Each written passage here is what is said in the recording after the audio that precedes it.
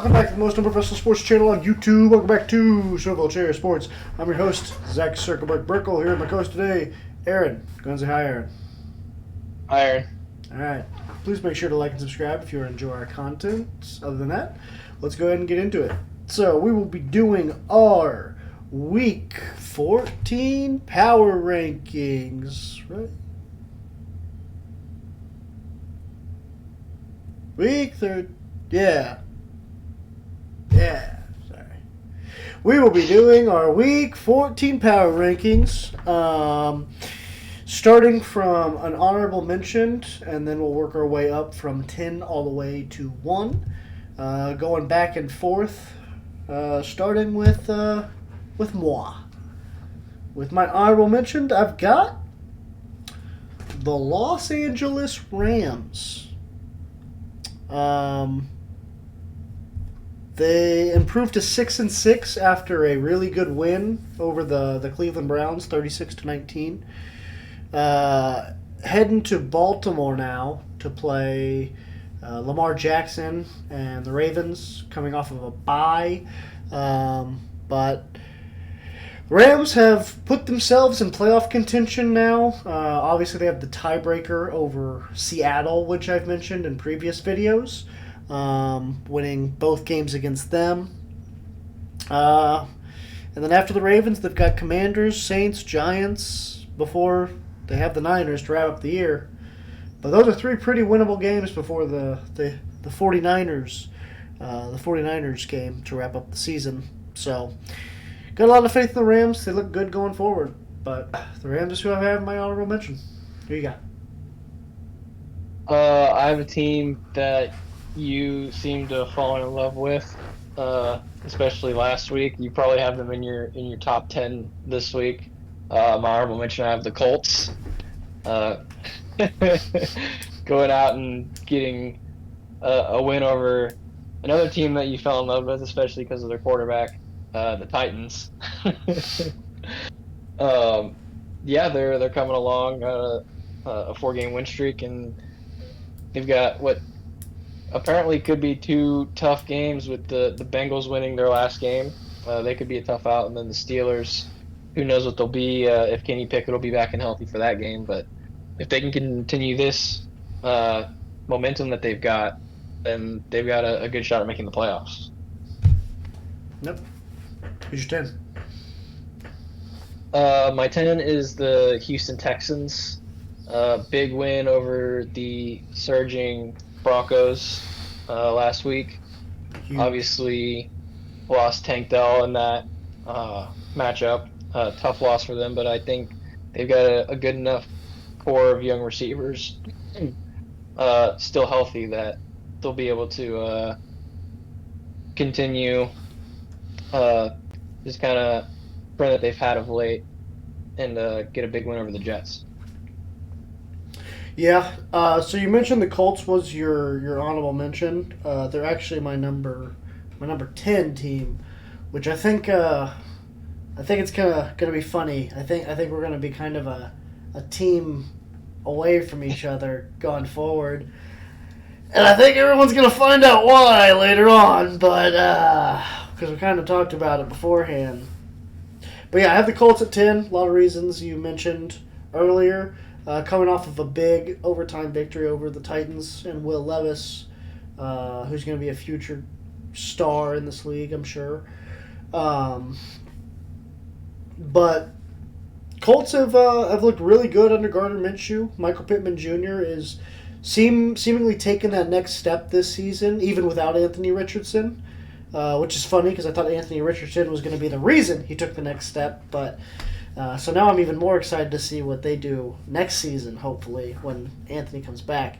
Along with that, a guy I mentioned last week in our power rankings, Alec Pierce, scored a touchdown and had a first 100-yard game of the season for him this year, after I called him trash, I believe, last week. So, good on you, Alec. The Colts seem to be going in the right direction right now, and one of the hotter teams in the AFC. So, got them at 10. And then I actually am going to make a last-minute adjustment because of the Tank Dell injury actually being really important in my opinion. I'm gonna put the Texans at 9. I originally had them at 8, but I'm going to move them down to 9. Uh, Mainly because of the Tank Dell injury. I think that's going to limit them a little bit offensively, especially if Dalton Schultz, who also was out this past game, continues to have issues injury wise. He's a big part of that receiving core. So, but yeah, other than that, Texans are playing really well. C.J. Stroud, Rookie of the Year, should be an MVP candidate if we're being honest. Uh, Coach of the Year candidate, um, and potential playoff bid. So Texans at 9. Who you got? At my 9, they got a big win last week. Green Bay Packers. They're Mm. they're surging, and their offense seems to be uh, finding its way. Jordan Love played really well against the Chiefs, made some spectacular throws. Um, Defense played good enough against what has been kind of a struggling Chiefs team. And they've got, what should be a fairly easy schedule down the stretch facing, the Giants next. So I've got them at my 9 team. And then at 8, I have the Detroit Lions. Yet again, I just have no faith in Jared Goff um, when it comes time to the playoffs. They've got a good defense, good run game, but I don't think he can get them over the hump that he needs to make a deep playoff run. So I've got the Lions at 8. So you brought up the Packers. They're my number 7 team, but ahead of them, I have the Jacksonville, or I guess below them, I have the Jacksonville Jaguars after what I thought was honestly a disgusting loss to a Bengals team they should have beat. Jake Browning played really well, but I think a big reason Jake Browning played really well is because Jacksonville's secondary isn't very good.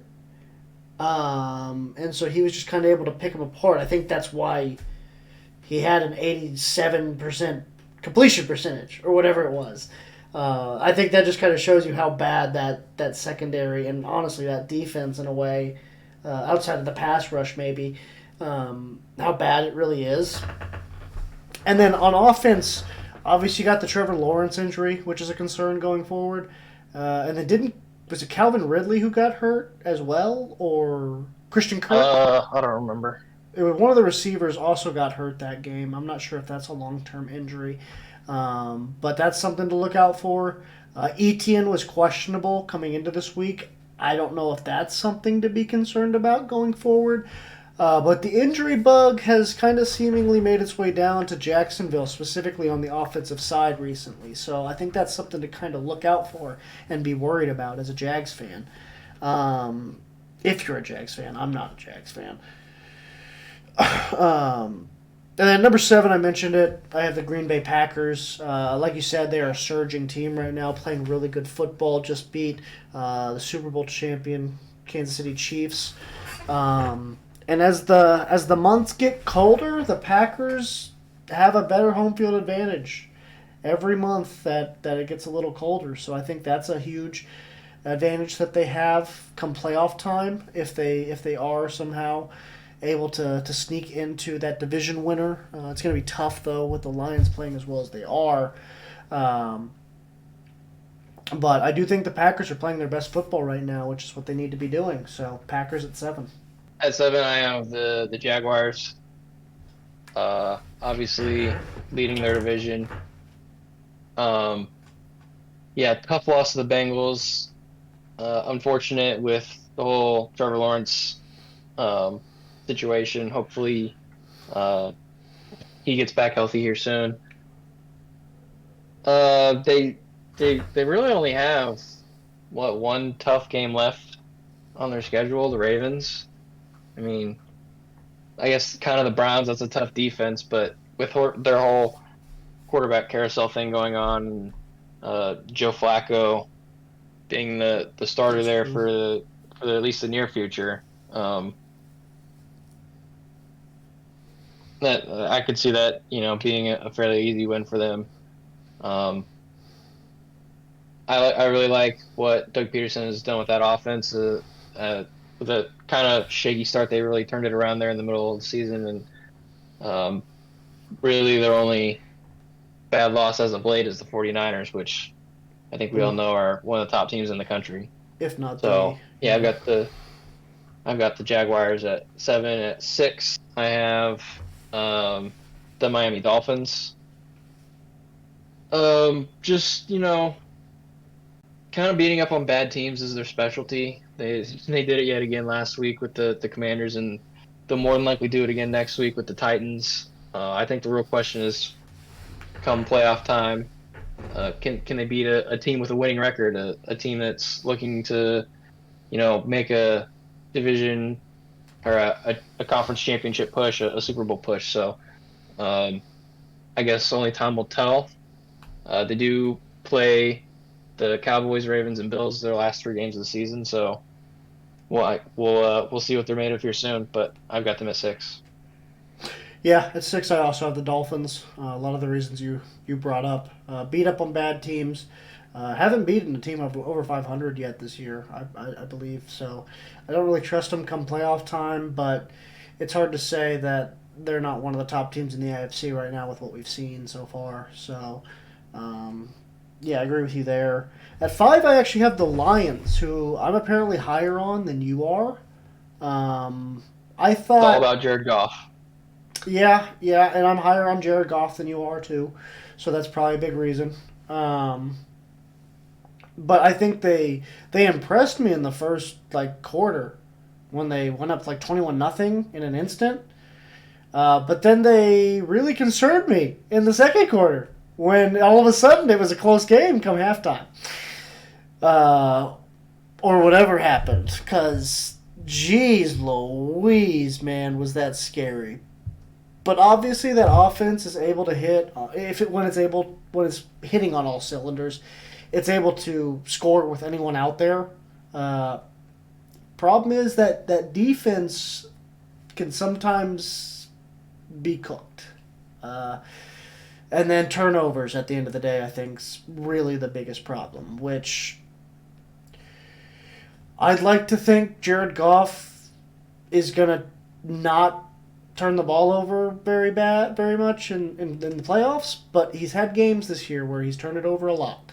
And obviously that was his biggest problem in Los Angeles. So yeah, I think it really comes down to that, but I have a little bit more confidence that they'll overcome it than you do, apparently.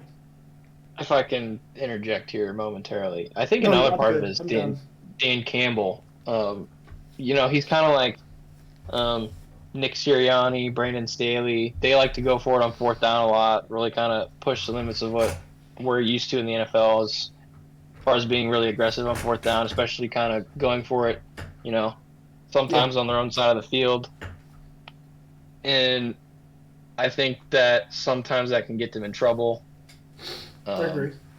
they're obviously he's kind the lines are probably kind of in the middle of the Eagles' success and the Chargers' failures.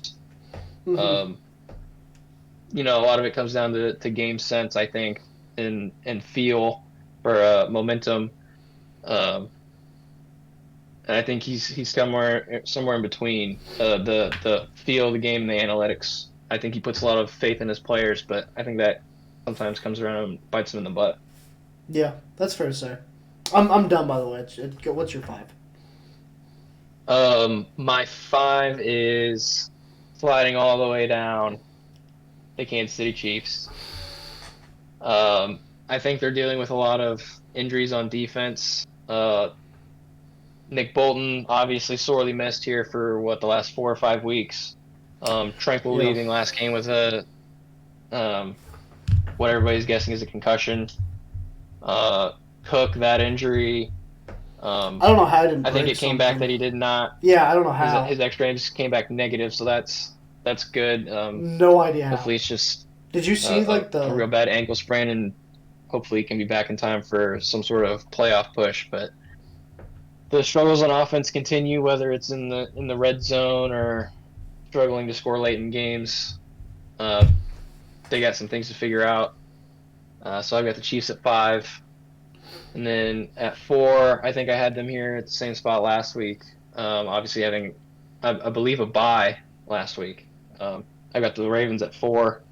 Um, Not much to really say. They didn't play last week, so they just kind of stayed the same. Yeah. Uh, at 4, I have the Dallas Cowboys. Um, Not a whole lot to say about them. They've kind of held the status quo all year for the most part, beating up on the teams they should beat up on. Dak Prescott's been playing really well. That defense has, for the most part, been playing really well, despite injury. Um, so yeah, I mean the Cowboys have been pretty consistent all year, outside of really bad loss to San Francisco. The only other loss I believe they have is outside Arizona, which is ugly. Um, is that Philly game, which came down to the wire. Uh, so obviously they've gotten better as the seasons went on. I think they'll continue to do so, but I just can't trust them come playoff time. At number 3 are the Philadelphia Eagles. After a tough loss to a 49ers team that just looked like they were out matching anything Philly was throwing at them. Philly did not seem prepared to play that game. The Niners just wanted it more, I guess. I don't know, but it was enough for me to move them down the rankings a little bit and put them at the 3 spot. So you got a 3. At 3, I have the Dallas Cowboys. Um, yeah, they're really hot as of late. Um, you mentioned their last loss was to the Eagles. Come up with a big win over the Seahawks. I believe that was their first win over a team with a winning record. We kind of talked about that with the Dolphins. Mm-hmm. But I just think that the Cowboys wins. Um, they're not so one-sided. A lot of the Dolphins' early wins beating up on bad teams came, you know, pure offensive uh, firepower, whereas um, the Cowboys lean a lot on their defense, which is obviously one of the best in the league, and Dak Prescott having an MVP like season. So they've got a tough test coming up. Eagles, Bills, Dolphins, and Lions. I don't think are really any slouches either. Um, so we'll see. I've got them at my 3, and then my 2. Despite their really disappointing performance, I got the Eagles at number 2. I think this is going to be kind of hopefully a wake up call for them. Um, Winning a lot of games this year, but winning close games. Kind of like we talked about last week. A lot of things bouncing their way. Didn't really happen against the 49ers, so we'll see if they can get back on track against the Cowboys next week. Yeah, at number 2 I have the Baltimore Ravens. They've really impressed me this season. Um, Best defense in the league if you're going by points allowed. 7th best offense in the league if you're going by points scored. So obviously they're getting it done on both sides of the ball. Only teams that really compare with them on those levels are like the Niners and the Cowboys and probably the Eagles. I didn't see them in the top 3, but they're probably in there too somewhere. Um, so the Ravens are up there with some of the best teams in the league. Uh, and I think they're kind of being slept on, if we're being honest. I think they should be probably getting talked about more. And especially, man, if Zach Ertz decides that he wants to go to Baltimore and replace Mark Andrews this postseason, that's gonna be kind of scary. Um, because that's kind of like the only missing ingredient that has right now. With Zay Flowers playing as well as he is, OBJ starting to pick it up, and then that running game being as good as ever. So, the Ravens are a team to I look think out this for. is I think this is Lamar Jackson's most complete offense I that he's agree. ever had. I agree. Yeah, this is one of the Ravens' best chances to win a championship. I think anything short of a conference championship appearance, especially with Joe Burrow and Josh Allen out, and potentially Trevor Lawrence even. I think anything short of a conference championship appearance for Lamar Jackson this year would be a disappointment. Um, and then my number one, I've got the San Francisco 49ers. Obviously showing that they're the clear-cut best team in the league. We don't need to talk about that. We have a whole video on it. If it hasn't came out yet, it will soon. But I want to talk about the team I left off. Well, first, you agree, the Niners, I'm sure. Yeah, Yeah. by far and away the best team. Yeah. Again, check out the video if you haven't. But I want to talk about the team I left off. Aaron, do you know who I left off? Yeah, I do. Only because I gave you the bad idea. Yeah. Yeah. Who did I leave off, Aaron? You left off the Kansas City Chiefs. Yeah. Do you know why I left them off? Or would you like me to explain? You're gonna give me an explanation regardless, but you Fair left enough. them off because they hurt your feelings. That's partial. It's the way they hurt my feelings, Aaron. The way they hurt my feelings. Okay, let me just explain myself. Okay, because it may seem ludicrous, it may seem insane to leave the Kansas City Chiefs off of a top 10 list right now, It is. and it probably is. But I feel like I have a valid reason. And you know Your what? feelings are hurt. It's okay. No, you know what? Let it out. Kansas City? Because we also have a video, check it out if you haven't already, about why the Chiefs suck. Can you score more than 21 points against a team above 500? Just one. Just one time. Show me you can do that one time, and I'll put you back in the rankings. You have your opportunity. Actually, never mind. The Bills suck. Well, I guess you'll have. They're 500. They're 500. Yeah, they're like 6-6, aren't they? Are they 6-6? Okay, yeah. This is your last chance. This is, well, I guess the Bengals are 6-6 now too. So you might, and the Raiders are around there. You might have a couple more chances, but you have a chance this weekend, Kansas City, to get back into my top 10. All you got to do, score 22 points. I'm not asking for 24. I'm not asking for 28. More than 21 points against a 500 team. Just once. Please. All you got to do, you don't even have to win the fucking game. You don't even have to win the game. Just score 22 points. Because it would be the first time all season you've scored more than 21 points against a team 500 or better. They scored 27 against the Vikings. They weren't 500 or better when they played them. But they are now. No, I'm talking about when you play the team. Okay.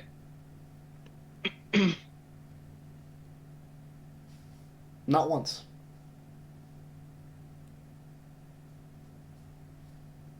Not once? It's okay. You're hurt. I understand. Your I'm not- emotions are getting the better of you right now. I'm not hurt. I'm not mad. I'm just disappointed.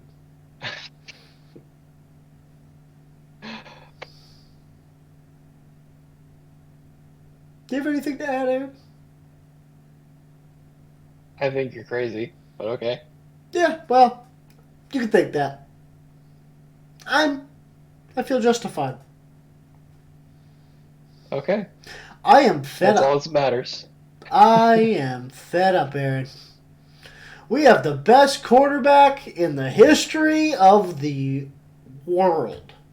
Let's pump the brakes No. on that one, pal. No. We have the best quarterback in the history, most talented quarterback. Okay, I can live with that. in the history of mankind, and we are failing him. Granted, he's not playing to his abilities, but I think a large part of that is because his receiving core is garbage.